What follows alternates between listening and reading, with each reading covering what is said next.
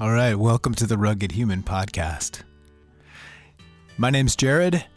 I will be your host today, and I'm going to be talking about the power of habits, how we rewire our brains, and how they really help us on our path to success. So, habits are powerful tools that have a significant impact on our lives. You know, they shape our behavior and they help us achieve our goals. Understanding our habits and how they can help us succeed in all areas of our lives is exactly what we're looking to do, right? So I'm going to be talking about a lot of the science behind habit formation and why it really applies to understanding our own habits. And ultimately try to get to how to break the bad habits and develop the good habits, right? And it all comes down to the neural pathways in our brain. So, what is a habit? Habits are automatic behaviors that are repeated regularly. They can be good or bad, and they're formed through a process of repetition and reinforcement. And think of it like this. Imagine a wagon wheel going across the same trail over and over. As the wheel passes through, it creates a groove in the dirt, right? Over time, as the wheel continues to pass through the same groove, the trail gets deeper and deeper and that groove gets more and more well-worn. That's the same thing in our brains when we repeat a new behavior or habit in something that happens over and over again. The neural pathways associated with the behavior get stronger and stronger, deeper and deeper, and more efficient, making it easier and more automatic to perform. So, for example, if we have a habit of reaching for our phone every time we have a spare moment, the neural pathways associated with that behavior become stronger every time we do it. So eventually that habit becomes so ingrained in our brains, we do it without even thinking. So reaching for our phone every time we hear a ping of a text, that is that habit forming over and over again. And I think a lot of us have that habit, which is probably one we all want to work on breaking. But either way, it's a good example. So why is it so hard to break a bad habit and form a new one? Well, because the wagon wheel grooves are so deep. The neural pathways associated with our habits become hardwired, and it takes a lot of effort to create a new neural pathway and break the old one. So why does understanding the science behind the habits matter? And that matters because as we form neural pathways in our brain, we become more and more aware of our own habits and better equipped to change them. So here's my non-scientific background of what actually happens in our brains when habits are formed.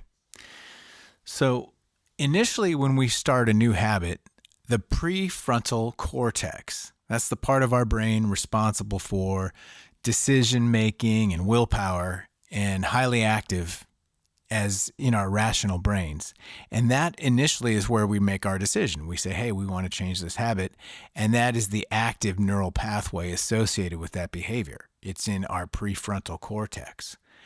And as we repeat that behavior over and over and over again, as mentally aware of that, we're making ourselves do that, we're thinking about it, the activity of the prefrontal cortex eventually decreases as the automatic part of our brain takes over, and that's the basal ganglia. The basal ganglia are a group of structures located deep in the brain that are responsible for motor control and automatic execution of learned behaviors without the need for conscious effort, so kind of autopilot. So once our basal ganglia takes over the behavior, it frees up our prefrontal cortex to focus on other things. It frees us up to think about what's going on right in front of us. So, and as with anything in our brains, there's a ton of research out there and there's so much to ingest. But the bottom line is I don't think I've seen anything that gives us an exact reason for how that works. But it's thought that dopamine is the neurotransmitter involved. That much pretty much everyone agrees on.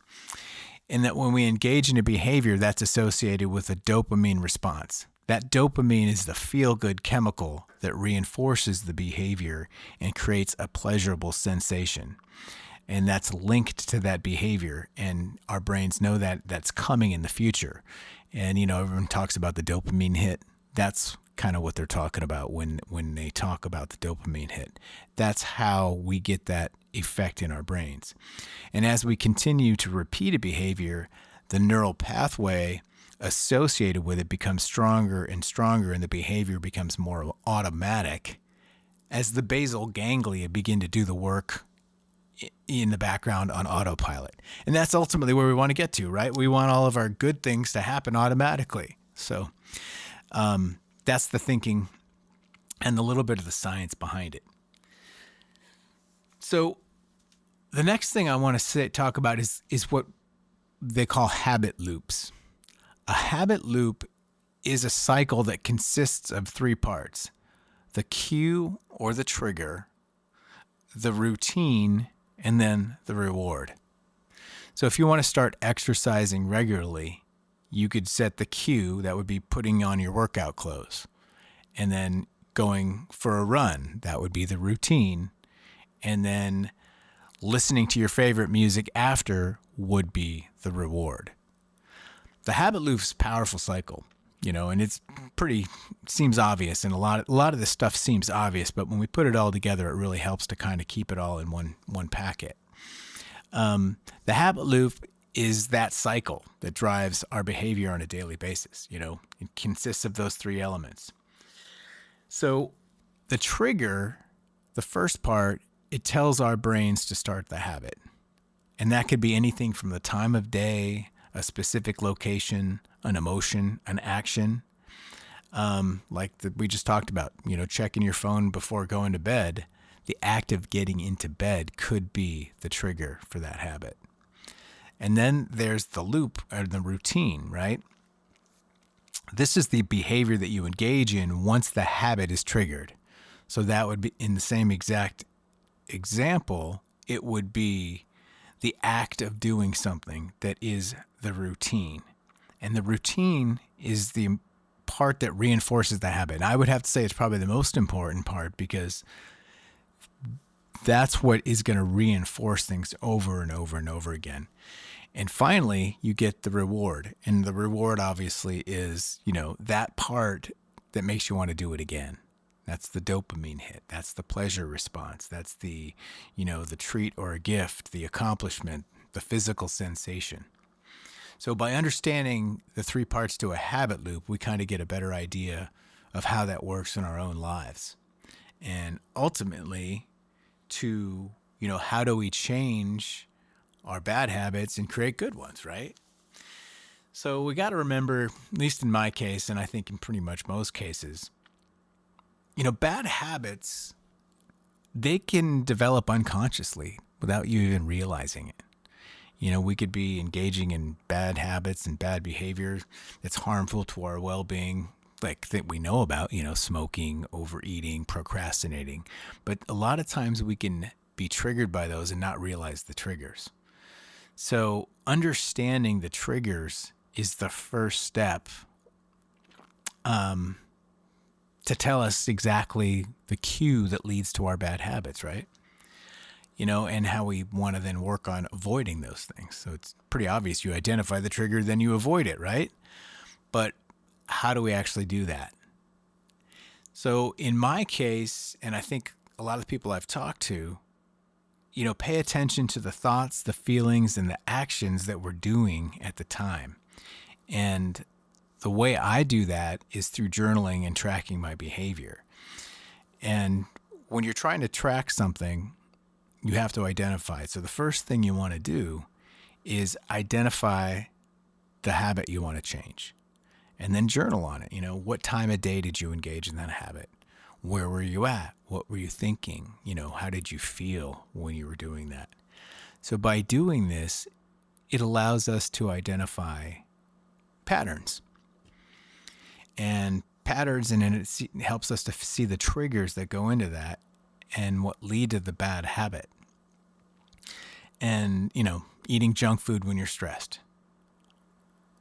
Once you identify stress leads you to eat junk food, then you can do something about it. Again, that's the obvious way to identify that. And it's pretty simple, but identifying the things that we may not know as triggers is where journaling helps, because it helps us to see the pattern. And then once we have done that, what do we do about it? So we can do that through habit stacking and habit substitution. We can change our habits through these two methods. And what they are, habit stacking is essentially an existing habit that you do consistently. And when you link that one habit to another habit, you essentially are stacking it. So if you want to start meditating regularly, you could link it to your morning coffee routine, which is already pre-existing. That would be a habit stack, stacking on meditation on top of morning coffee. And that obviously works in the negative as well, because, I smoked for many years, and when that happened, morning coffee, to me, I stacked on a cigarette on top of morning coffee. So it took me a lot to have to undo that when I quit smoking. That was one of the things I had to undo. And the next part would be habit substitution. That's identifying a bad habit and replacing it with a positive one. So obviously, eating potato chips versus eating, carrot sticks. Just substitute the good for the bad. That's pretty obvious. And a lot of times these things work in conjunction. So in my case, I remember, I was drinking a ton of Diet Coke, probably 7-8 years ago. And I started tracking my Diet Coke, going, okay, I'm drinking like 12 a day. Let's notch that back. And then I started to notch it back. I would basically break it down into little chunks, and I'll get back into my concept of habit chunks in a bit. But I just notched it back, and I tracked each day. Okay, this week I'm going to drink 10. How many I drink today? Did I drink less than 10? Yes or no? And then I substitute that also on the same tracker. I put in drink 32 ounces of water, which is still on my tracker, by the way, drinking 32 ounces of water. I check it off every day, or I didn't check it off every day. All right. So what are the different strategies that we can use for habit tracking? The first thing you want to do, is you break your habit into chunks. So identify the habit, break it down into small, manageable chunks or pieces or steps, and focus on just one chunk at a time. And then not complete it yet, but make sure you set a goal for the complete time, or the time frame you want to put that in. And then after that, you want to create a routine around that. Create a specific time of day to perform that habit. And then look for habit stacking or habit linking opportunities. Do you have an existing habit that exists at that same time, or existing routine that you can plug in the new habit into, using the exact, the coffee analogy? Is there something you can do with your morning coffee that will be part of your new habit that you want to stack on top of that? And then the next thing you want to think about in that regard is create a trigger for that new habit. So give yourself a reminder, create an alarm, or put a sticky note out there, do a reminder with Alexa or Google or whatever your AI assistant is, or something more basic. A lot of times what I'll do is, I do this right now. Like on the way, I have a little way I get to the bathroom. If I have to go to the bathroom throughout the day, I put a 32-ounce bottle of water right there. So I have to literally walk by it every time I take that path throughout my office here. So just little things like that. Could be a sticky note or, some kind of mental reminder like that. Always leave your keys right there. And then finally, use a reward system. Give yourself a reward, something little, pat yourself on the back. Sometimes I'll do things like, I'm going to play guitar for 10 minutes. Or if it's, later towards the end of the day or the night, I'll be like, yeah, I get to take off and I'll watch some TV or something fun, watch some Netflix for a while. Okay. Keystone habits. What are keystone habits? A keystone habit is a small habit or any habit that has a ripple effect on multiple areas of your life. So an example of that is exercise regularly will lead to helping you sleep better, will lead to feeling more energized, and then that will lead to an overall health and happiness in your life. Right? There's a butterfly effect here, that ripple effect. Just like in my case, or not in my case, but in probably everybody's cases that does it. Meditation, regular meditation, will eventually lead to a lower heart rate. The lower heart rate will eventually lead to less stress on the heart. And less stress on the heart will eventually lead to less heart problems and longer life or longevity. Whisper down the lane. It just goes like that. So identifying the keystone habits is important in that. So identifying and reflecting on our daily routines about what things in our lives are affected the most by the littlest things is a good way to start. And in my case, I identify the big ones that'll have the largest impact, and I like to think about them across all aspects of my body, mind, and my spirit. Right? It's easy for a lot of us to create habits around our body. Probably the easiest one to think about, whether I want to lose weight, I want to go to the gym and get my body, stronger or whatnot, eat better, eat more healthy. Then I think more neglected behind that is our mind. A lot of times we will say to ourselves, yeah, I want to read more books or I want to learn something new. But we tend to forget that one as well. And it's important to keep that in mind when you're trying to figure out keystone habits to put into your life. And then finally, there's the spirit side of things, right? Your spiritual side. And if you've heard my story before, that spiritual side was lacking for a long time in me. And I eventually got to the point where I felt so out of balance with that just something inside of me made me really look at that part. And then I started to add in, daily spiritual activities in my life, like meditation, contemplation, affirmations and prayers, and things like that in my life. And that really, really helped me. But ultimately, when you're thinking about keystone habits, make sure you include all three aspects of yourself.